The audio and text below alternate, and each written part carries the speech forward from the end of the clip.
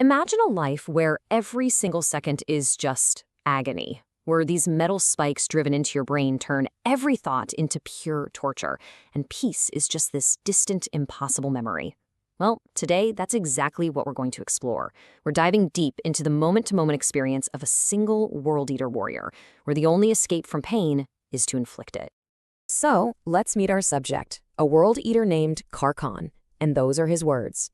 You see, his day doesn't start with an alarm clock or the sun coming up. No, it starts with the high-pitched shriek of cybernetics clawing through his brain. It's this constant, hateful song that has defined every moment of his life for 10,000 years.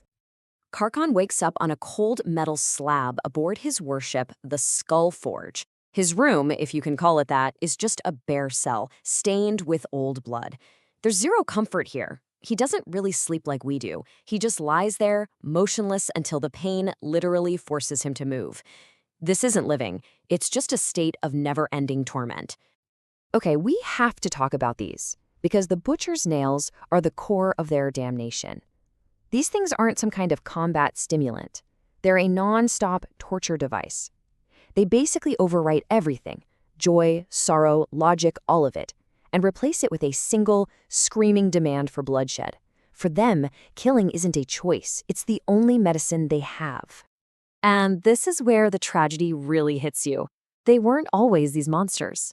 The World Eaters, believe it or not, were once the Emperor's own angels of death, a proud legion in gleaming white and blue armor.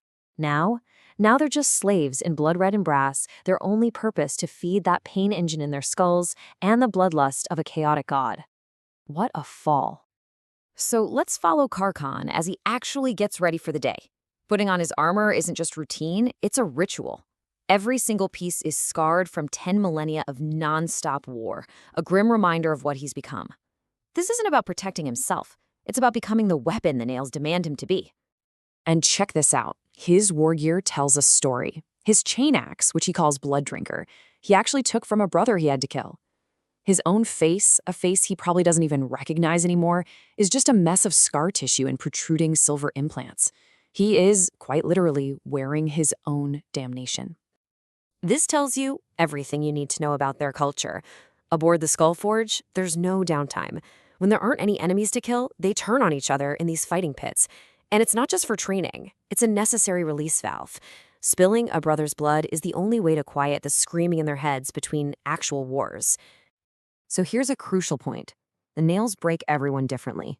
Carcon's squad isn't some band of brothers. They're just a collection of survivors. You've got Varath, who's just given up and embraced nihilism. Then there's Grulag, who desperately tries to cling to some warped sense of honor. And Tyramik? He's just a cold, efficient killing machine. They're all broken, just in their own unique, tragic ways. And then the call comes. The warband leader announces their new mission. They're joining a Bloody Crusade. Now, for anyone else, this is basically a death sentence. But for a World Eater, it's a promise. It's a promise of the only release, the only peace they can ever hope to find. You can almost feel the nails digging deeper in anticipation. 3 days. That's it. That's how long they have to wait while traveling through the warp.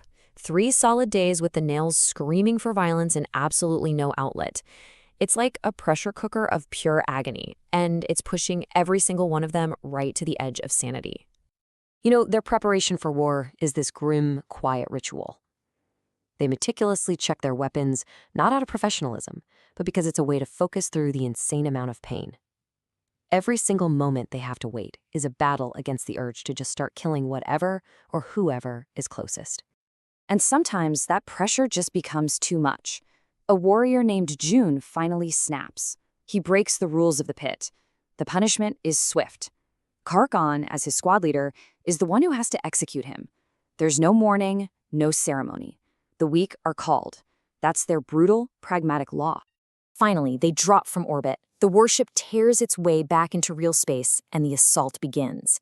They are fired like bullets in drop pods, hurtling towards a massive hive city. The ride down is violent, sure, but it's absolutely nothing compared to the storm of pain and rage building inside each and every warrior.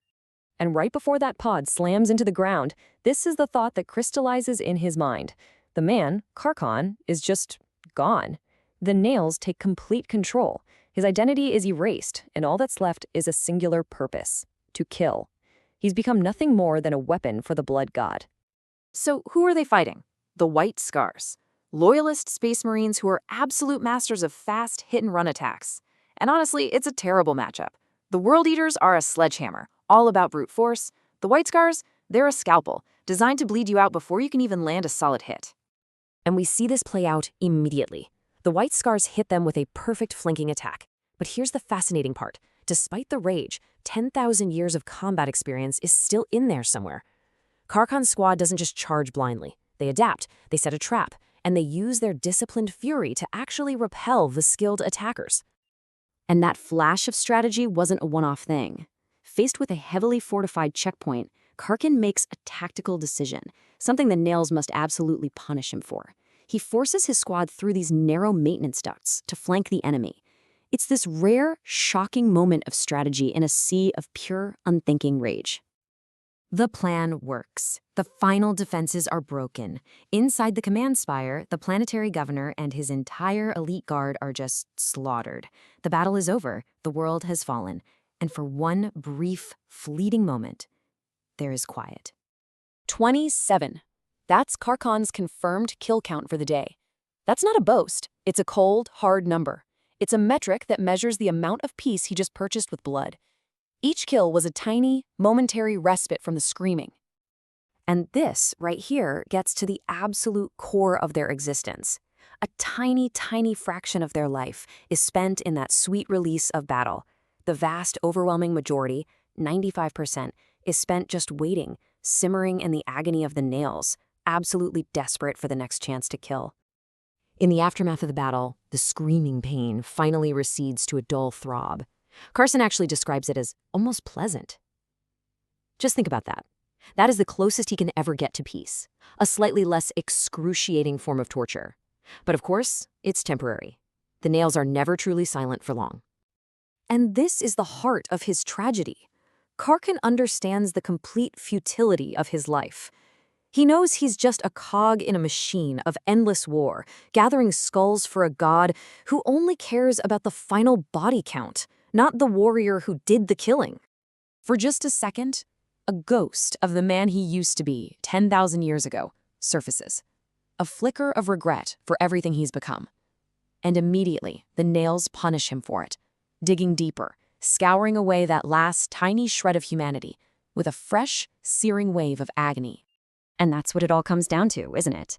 This chilling question. The World Eaters traded their purpose, their honor, their very souls, for a life that is defined only by pain, where the one and only relief is slaughter. They're a monument to the terrifying idea that sometimes the cure is infinitely worse than the disease.